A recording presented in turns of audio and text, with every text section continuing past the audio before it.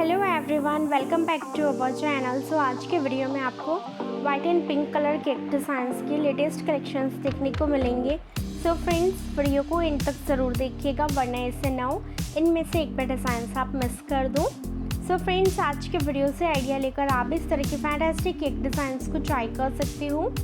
आपके family friends में किसी का भी बर्थडे हो, एनिवर्सरी हो, आपके घर में कोई भी पार्टी या फंक्शन हो, तो उसके लिए आप white and pink colour cake designs को ट्राई कर सकते हो। फ्रेंड्स, आप डिफरेंट पैटर्न्स में इस तरह की अमेजिंग केक डिज़ाइंस को कस्टमाइज़ करवा सकती हो।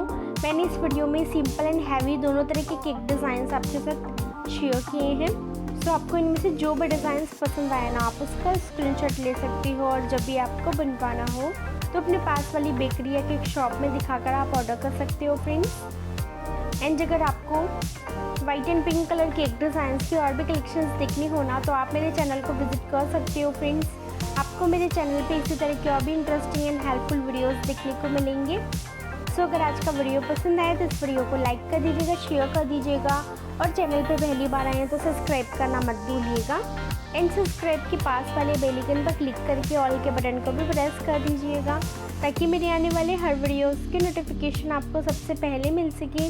और फ्रेंड्स, मुझे कमेंट करके ज़रूर बताइएगा कि आपको वीडियो कैसा लगा और कौन सा डिज़ाइन इनमें से ज़्यादा अच्छी लगी।